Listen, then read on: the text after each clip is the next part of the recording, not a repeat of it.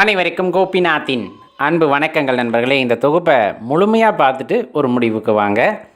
ஏன்னா எல்லாத்துக்குள்ளேயும் இந்த சந்தேகமானது இருக்கிறது. நிறைய ஆன்மீக பெரியவர்கள் இதற்கான விளக்கத்தை கொடுத்திருக்கிறார்கள். நாமும் இதை நம் கண்ணோட்டத்தில் அலசுவோம். அதுக்கு தான் நான் சொல்கிறேன், கொஞ்சம் தெளிவாக நீங்கள் புரிந்து கொள்ள வேண்டும். இந்த இடத்துல என்னன்னா, இப்போ இறந்து விடுகிறார்கள், அதாவது நிரந்தர உறக்கத்திற்கு நம் சம்பந்தப்பட்டவர்கள் சென்று விடுகிறார்கள். அப்படிங்கும்போது அவர்கள் பயன்படுத்திய பொருட்களை நாம் பயன்படுத்தலாமா அப்படிங்கிறது ஒரு பெரிய கேள்வி எல்லாத்துக்குள்ளேயும் இருக்குது. அது இன்றைக்கு இல்லை, பழங்காலம் தொட்டே இந்த எண்ணங்கள் பரவலாக இருந்து வந்திருப்பதை நமது எல்லா காலகட்டத்திலும் நம்மால் உணர முடியும்.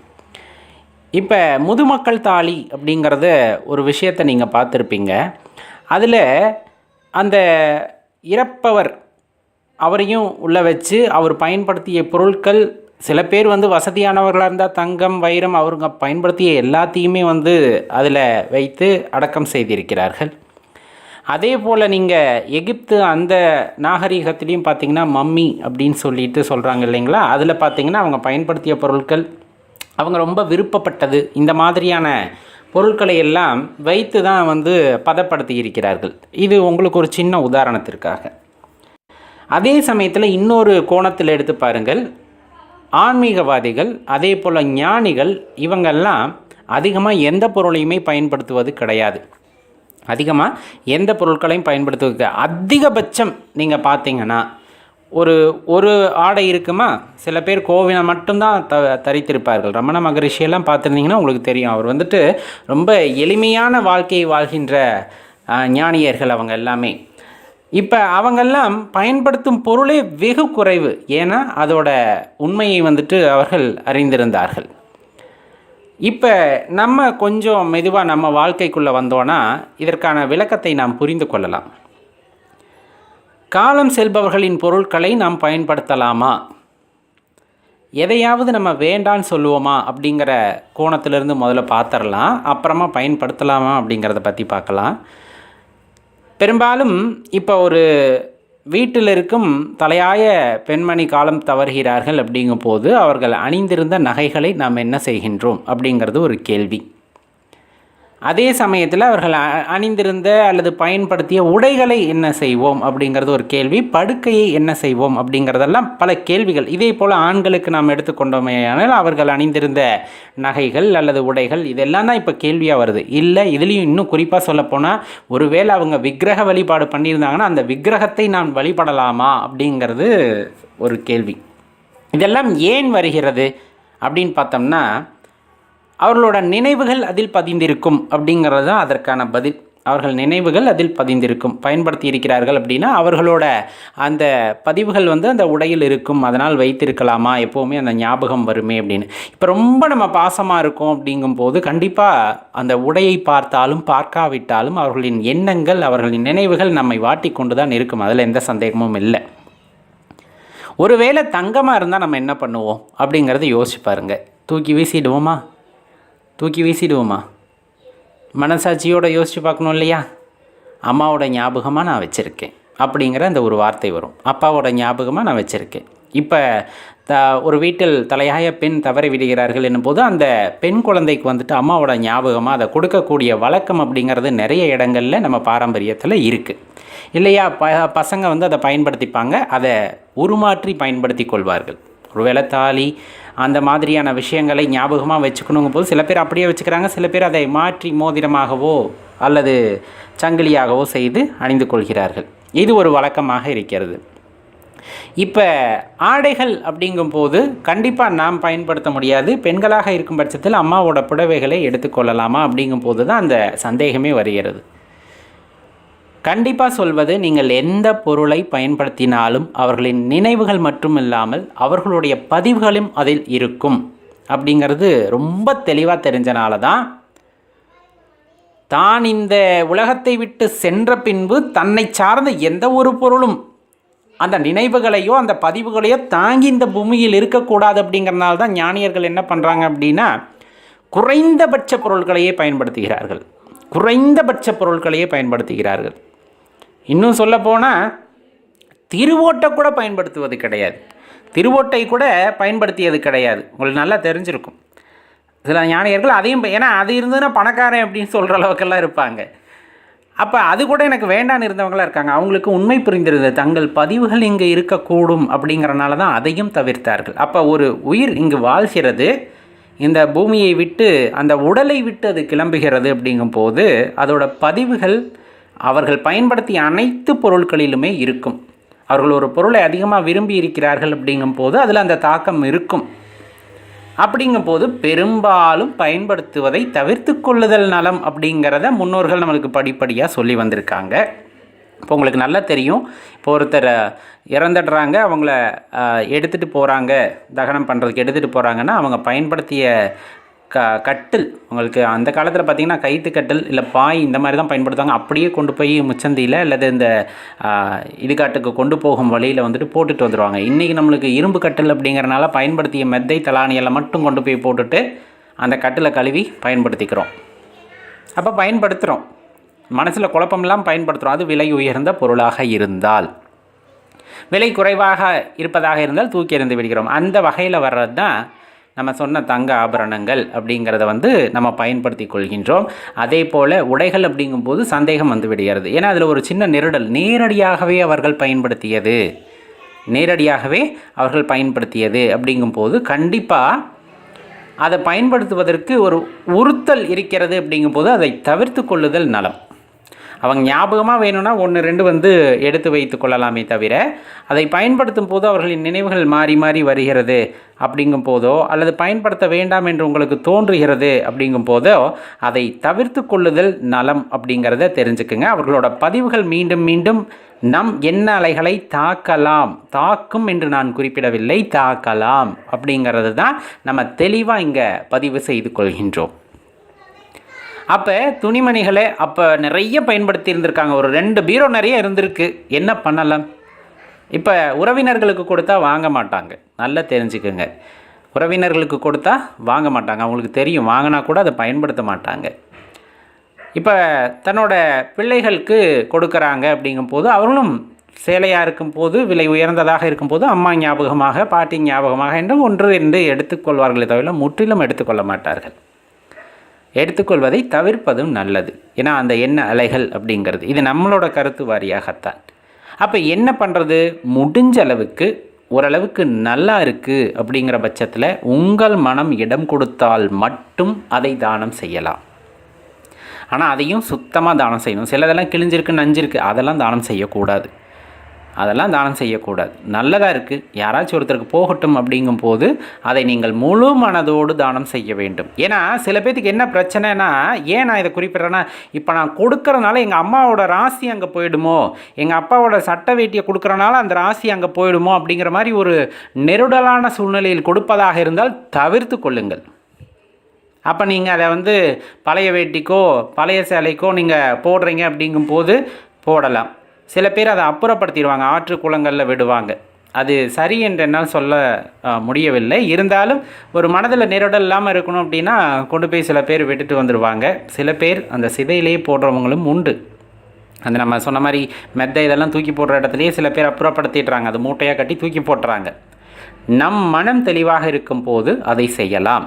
இப்போ விலை உயர்ந்த பொருளுக்கு ஒரு மரியாதை, விலை குறைந்த பொருளுக்கு ஒரு மரியாதை என்றெல்லாம் இல்லை. சில பேர் தங்க நகையும் அப்படியே பயன்படுத்த மாட்டாங்க, மாற்றிக்கொள்வார்கள்.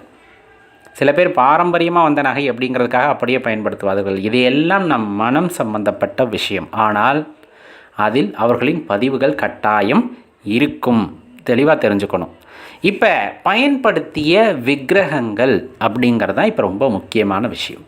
பயன்படுத்திய விக்கிரகங்கள் அல்லது பூஜை பொருட்கள் எங்கள் மாமனார் மாமியார் பயன்படுத்தினாங்க, அவங்களே என்கிட்ட கொடுத்தாங்க, அதனால் நான் பயன்படுத்துகிறேன். தாராளமாக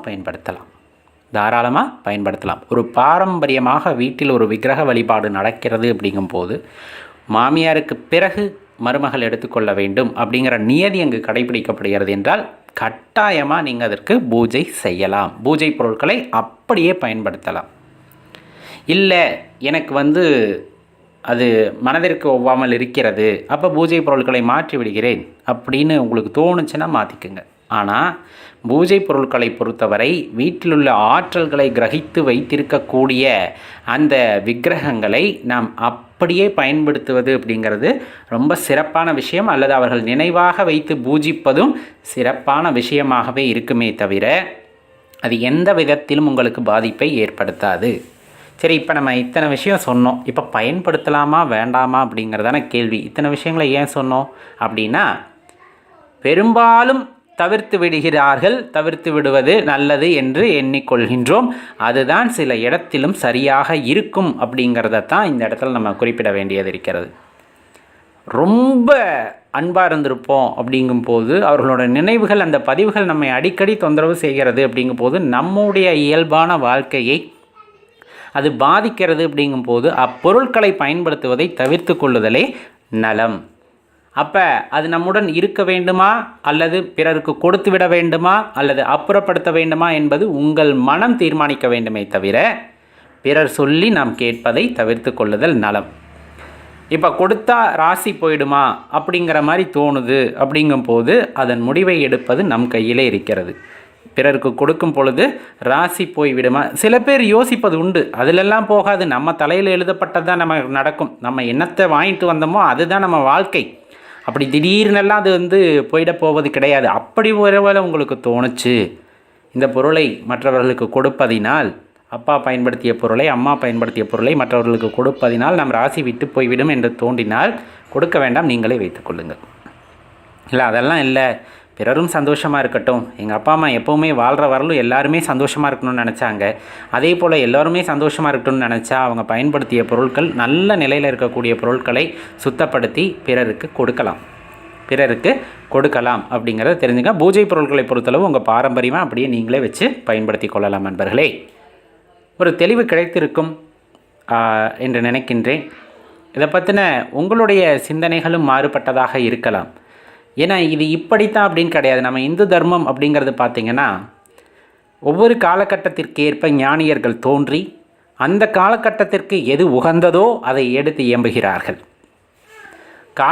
காலத்திற்கு ஏற்ப தன்னை மாற்றிக்கொள்வது தான் இந்து தர்மம். அதனால் நம்ம மனதிற்கு எது சரி என்று படுகிறதோ அது தெய்வத்தால் நமக்கு உரைக்கப்படுவது, அதை எவ்வாறே ஏற்றுக்கொள்ளலாம். அது எப்படி இருந்தாலும் சரி, தவிர்ப்பதாக இருந்தாலும் சரி, ஏற்றுக்கொள்வதாக இருந்தாலும் சரி, மனம் தெளிவாக செய்கின்ற விஷயத்தில் எந்த நெடுடலும் தேவையில்லை அப்படிங்கிறத தெளிவாக பதிவு பண்ண ஆசைப்படுகின்றோம். தூங்கிறதுக்கு முன்னாடி இதை கட்டாயமாக பாருங்கள், கட்டாயமாக செய்து பாருங்கள். ரொம்ப முக்கியமான விஷயம். உடலும் மனமும் ஆரோக்கியமாக இருந்தால் ஒருவர் வாழ்க்கை அப்படிங்கிறது ரொம்ப மகிழ்ச்சியாகவும் ஆனந்தமாகவும் செழிப்பாகவும் இருக்கும் அப்படின்னு அதில் மாற்று கருத்து இல்லை. இந்த வீடியோ முழுமையாக பாருங்கள், கட்டாயமாக இது உங்களுக்கு பலனளிக்கும் வகையில் இருக்கும். நண்பர்களே, தூங்கிறதுக்கு ஒரு 10 நிமிடத்திற்கு முன்னாடி நம்ம என்ன பண்ணணும் அப்படின்னா, ஒரு வெள்ளை விரிப்பு விரித்து அதில் அமர்ந்து உங்கள் மூச்சை கவனிக்க பழகுங்க. எவ்வாறு மூச்சானது உள்ளே செல்கிறது, எவ்வாறு உடலை விட்டு அந்த மூச்சானது வெளியேறுகிறது அப்படிங்கிறத கவனிச்சிங்கன்னா இந்த பிரபஞ்சத்தில் இருக்கக்கூடிய பெரிய ஆற்றல்களை உங்களால் உணர்ந்து கொள்ள முடியும் அப்படிங்கிறத தெரிஞ்சுக்குங்க. தூங்குறதுக்கு முன்னாடி, அதாவது ஒரு குறிப்பிட்ட நிலை இருக்கும், அவ்வளவுதான். இப்போ நான் தூங்கிட்டேன், என்னை தட்டுனா கூட என்னால் எழுப்ப முடியாதுன்னு அப்படி ஒரு நிலை இருக்குது இல்லைங்களா? அப்போ உங்கள் வாழ்க்கையில் என்ன நடக்கணும் அப்படின்னு நீங்கள் நினைக்கிறீங்களோ அதை உருவகப்படுத்துங்க, இமேஜின் பண்ணுங்கள். அப்படியே படம் மாதிரி ஓட விடணும். எனக்கு இது வாழ்க்கையில் நடக்கணும் அப்படிங்கிறத நினைத்து கொண்டு மனதிற்கு உள்ளீடாக கொடுத்து விட்டு நீங்கள் தூங்குகிறீர்கள் என்றால் அக்காரியமானது இனிதே நிறைவேறும் அப்படிங்கிறது மறுப்பதற்கில்லை. தூங்கிறதுக்கு முன்னாடி ஒரு 3 மணி நேரத்திற்கு முன்னாடியாச்சும் சாப்பிட்ருங்க. இப்போ நிறைய பேத்துக்கு இந்த பழக்கமே இருக்கிறது இல்லை. 11 மணிக்கு சாப்பிட்றது, 12 மணிக்கு சாப்பிட்றது, அது உடல் நலனை கெடுக்கக்கூடியது. ஒரு 7 மணி 8 மணிக்கு தொடர்ந்து சாப்பிட்டு பழகிவிட்டீர்கள் என்றால் அதன் பின்னால் ஒரு 3 மணி நேரத்துக்கு அப்புறமா தூங்குகிறோம் அப்படிங்கும்போது கண்டிப்பாக அது உடலுக்கு பெரிய ஆரோக்கியத்தை உண்டாக்கக்கூடியதாக இருக்கும் அப்படிங்கிறத மறந்துடாதீங்க. தூங்கிறதுக்கு முன்னாடி குளித்து பழகுங்கள். சில பேர் குளிர்ந்த நீரில் குளிப்பாங்க, இருந்தாலும் கொஞ்சம் வெதுவெதுப்பான நீரில் குளிக்கிறோம் அப்படிங்கும்போது அது உடலுக்கு ஒரு புத்துணர்ச்சியை ஏற்படுத்தும். இல்லை குளிக்கவெல்லாம் முடியாது, எனக்கு கொஞ்சம் அலர்ஜி அப்படிங்கிற மாதிரி நம்ம நினச்சோம் அப்படின்னா குறைந்தபட்சம் அந்த வெதுவெதுப்பான நீரை கொண்டு காலை நன்கு கழுவி விட்டு அதன் பின்னர் தூங்க செல்கிறீங்க அப்படிங்கும்போது கண்டிப்பாக நல்ல தூக்கமானது அங்கு உங்களுக்கு உண்டாகும். தூங்கிறதுக்கு முன்னாடி குறைந்தது 1 அல்லது 2 டம்ளர் தண்ணீரை குடிக்கிறீங்க அப்படிங்கும்போது அது உடலுக்கு ஆரோக்கியத்தை வழங்க வல்லதாக இருக்கும். நண்பர்களே, மறந்துவிட வேண்டாம். ஒரு விளக்கு நெய் விளக்கு ஏற்றிக்குங்க. அது ரொம்பவே உசித்தமான ஒன்று. அது உங்களோட அந்த என்விரான்மெண்ட் சொல்கிறோம் இல்லையா, தூங்கக்கூடிய அந்த சுற்றுப்புறத்தை வந்து ரொம்ப ஒரு எனர்ஜெட்டிக்காக மாற்றும். பிராணவாயு வந்து அங்கே அதிகமாக உண்டு பண்ணும் அந்த நெய் விளக்கு அப்படிங்கிறது. அதை ஏற்றி வச்சுட்டு கொஞ்ச நேரம் அதை பார்த்தீங்க அப்படின்னாலே உங்களுக்கு நல்ல தூக்கம் வந்துடும். அந்த ஸ்பரிசம் அப்படிங்கிறது நம்மளால் உணர முடியும். அது உடலோட ஆரோக்கியத்தை மேம்படுத்தக்கூடிய வகையில் இருக்கும். நம்ம தூங்குற பக்கம் ரொம்ப மெல்லிசாக அந்த விளக்கு எரியிற மாதிரி இருந்தது அப்படின்னா அது சிறப்பானதாக இருக்கும், மறந்துட வேண்டாம். அதே போல் தூங்கிறதுக்கு முன்னாடி எல்லாத்தையும் ஆசீர்வாதம் செய்யுங்கள். அன்றைய பொழுதில் உங்களுக்கு பயன்பட்ட அல்லது உபயோகமாக இருந்த உங்களுக்கு உதவி செய்தவர்கள் அல்லது உதவி செய்த பொருட்கள் எல்லாத்தையும் வந்து ஆசீர்வதித்து பழகுங்கள். அது உங்களுடைய கேரக்டரை ஷேப் பண்ணும், ஆட்டிடியூடை வந்து மாற்றும். அப்படிங்கிறதுக்காகத்தான் இதை நம்ம சொல்லுவாங்க. ஒரு 5 நிமிடம் தியானமோ அல்லது ஆசனங்கள் செய்வதோ முத்திரைகள் பிடிப்பதோ இந்த மாதிரியான பழக்கங்களை செய்யும் பொழுது உடல் இயக்கத்தோடு சேர்ந்து மன அந்த ஓட்டமும் வந்து மாறும். உங்கள் வாழ்க்கையை அது தலைகீழாக மாற்றும். அதனால் இந்த பயிற்சிகளை செய்வது அப்படிங்கிறது ரொம்ப முக்கியமாக இருக்கும். எப்போவுமே தெளிவாக தெரிஞ்சுக்கங்க, இந்த உடல் அல்லது இந்த பெயர், நாம் செய்கின்ற வேலை, இதெல்லாம் நான் அப்படிங்கிறது அல்ல. உண்மையான நான் யார் என்று தேட வேண்டும் அப்படிங்கிற எண்ணம் தினம் தினம் நாம் தூங்க போவதற்கு முன்னால் நம் மனதில் ஏற்படும் போது அதற்கான வழி கட்டாயமாக ஒரு நாள் இல்லாட்டி ஒரு நாள் பிறக்கும். தூங்கிறதுக்கு முன்னாடி எப்போவுமே தெளிவாக தெரிஞ்சுக்குங்க, இது ஒரு தற்காலிக மரணம். தூக்கம் அப்படிங்கிறது ஒரு தற்காலிக மரணம். அடுத்த நாள் நம்ம எந்திரிக்கிறோம் அப்படின்னா அது மறுபிறவி. அப்போ தூங்கிறதுக்கு முன்னாடி இன்று நான் செய்த தவறுகள், இதற்கு முன்னால் நான் செய்த தவறுகள் எல்லாத்தையும் வந்துட்டு இறைவன் பாதத்தில் சமர்ப்பணம் செய்து அதையெல்லாம் வந்துட்டு மன்னிப்பு அப்படிங்கிற அந்த ஒரு வார்த்தை இறைவனிடம் கோரும் பொழுது நம் வாழ்க்கையில் எல்லா பாவங்களும் மன்னிக்கப்படும். உண்மையாக மனம் திருந்தி அடுத்த நாள் நாம் எழுந்திருக்கிறோம் அப்படிங்கும் போது அது மறுபிறவியாக இருக்க வேண்டும். அந்த மறுபிறவியும் தூய்மையான பிறவியாக இருக்க வேண்டும் என்று எல்லாம் அந்த இறைவனிடம் வேண்டிக் கொள்ளுங்கள். இப்போ நம்ம சொன்ன விஷயங்கள் எல்லாத்தையுமே வந்து கடைபிடித்து வருகிறீர்கள் அப்படிங்கும் போது உங்கள் வாழ்க்கையானது சிறப்பாக மாறும். நண்பர்களே, மறுப்பதற்கில்லை. மறக்காமல் இந்த பதிவை உங்கள் நண்பர்களோட பகிர்ந்துக்குங்க. நன்றி, வணக்கம். நன்றி, வணக்கம்.